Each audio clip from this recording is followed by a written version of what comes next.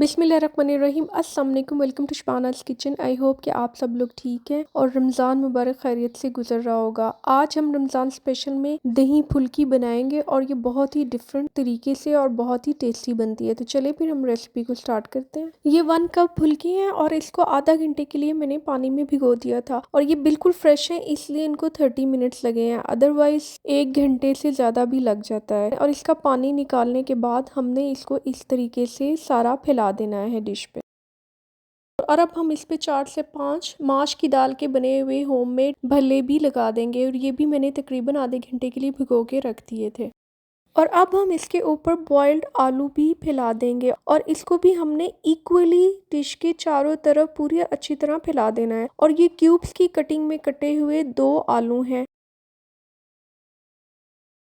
और अब हम इसके ऊपर बारीक कटा हुआ प्याज भी फैला देंगे और ये एक मीडियम साइज का बारीक कटा हुआ प्याज है और इसमें से हम थोड़ा सा प्याज बचा के रखेंगे जो कि हम इसके दही के रायते में ऐड करेंगे।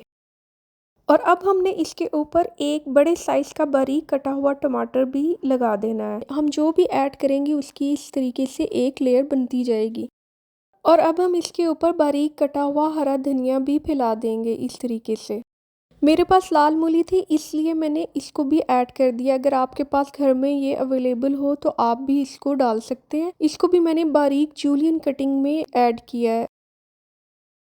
इसके बाद आधा बारीक कटा हुआ खीरा भी ऐड किया है। इसको भी हमने इस तरीके से इसकी एक लेयर लगा देनी है। फुल्कियों पर हमने सारी लेयर्स लगा दी हैं और अब हमने इसके ऊपर दही को डालना है और उसके लिए हमें चाहिए ये 700 ग्राम दही है और उसको हमने अच्छी तरह फेंट लेना है।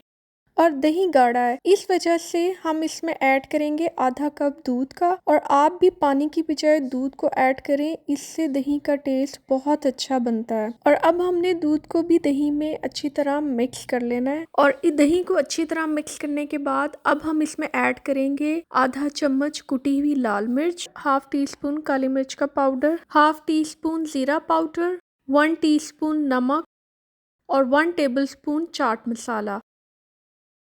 और उसके बाद जो बाकी बचा हुआ थोड़ा सा प्याज था उसको भी हम ऐड कर देंगे और थोड़ा सा धनिया और थोड़े से बचे हुए टमाटर और 1 टेबलस्पून शुगर को भी हमने ऐड करना है।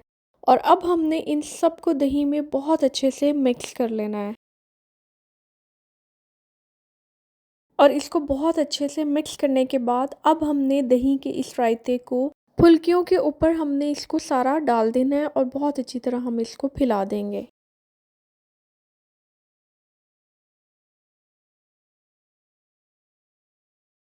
और बाउल में बची हुई दही को भी अच्छी तरह साफ करना है, इसको भी हम ज़ाया नहीं करेंगे। और इसके बाद अब हमने दही को पूरी डिश में अच्छी तरह चारों तरफ इसको फैला देना है ताकि दही नीचे तक पहुंच जाए और अच्छी तरह उसमें मिक्स हो जाए जितनी भी हमने लेयर्स लगाई हैं।